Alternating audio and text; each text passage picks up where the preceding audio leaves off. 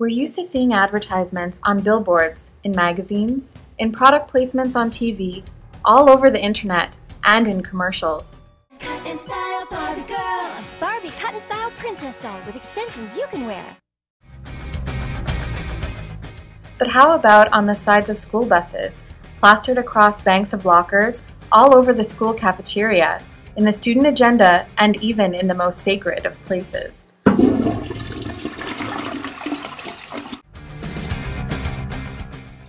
Children are bombarded with as many as 3,000 commercial messages a day. Why are they targeted by advertisers so young? Disposable income and their incredible influence on parental spending.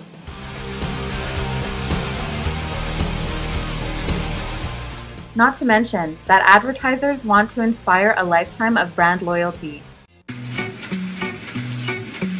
That's for babies. That's for babies. That's for... Oh, I like these. The taste. Advertising is now making its way into schools in all kinds of ways, and many are concerned about its negative effects. Schools should be different kinds of places.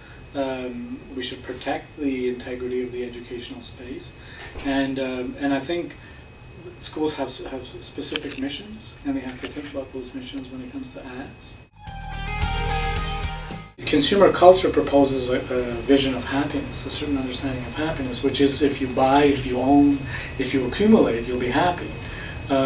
And schools are supposed to be secular. They're not supposed to be promoting one certain worldview over another.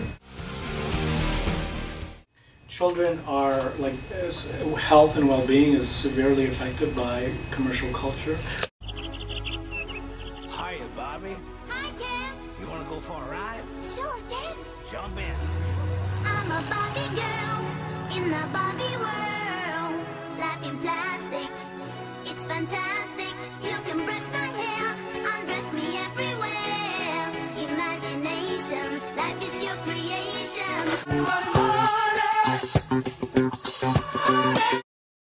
Toronto Mayor Rob Ford stirred up some controversy when he noted that it's ridiculous that school gymnasiums sit empty when they could be generating money.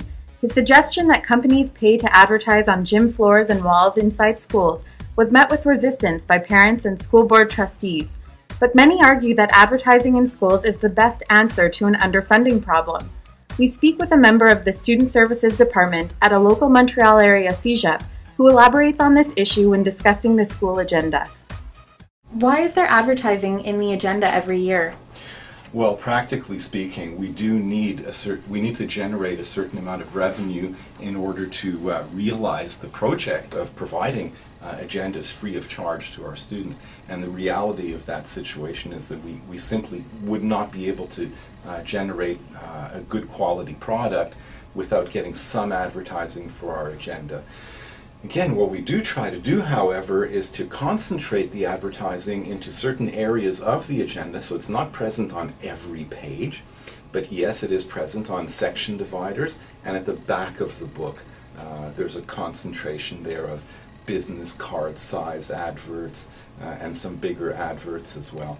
And again, we're once again in the same vein trying to prevent our students from constantly being assaulted by messages to consume, consume, consume. Do you think if advertisement was removed from schools, the state would fund the schools more? I don't know if they would necessarily, but the danger is that when you do go that route, there is a tendency of the state to withdraw, to withdraw their funding. Advertising is so pervasive in our society. Every time we turn a corner, we have one type of advertising or another, whether it's on public transit, whether it's in magazines, whether it's on the roadside. We're trying to make, hopefully, an environment, to provide an environment for our students that is a safe haven from over-consumption. Many countries have advertising laws in place to protect children from overexposure to ads. Quebec's Consumer Protection Act prohibits child-directed advertising to those under 13. But regardless, advertising is making its way into schools. This means it is vital for schools to counteract this immersion in advertising by giving students the tools to unpack it. Cultivate critical literacy skills in students so that they can learn to make informed choices and to read between the lines.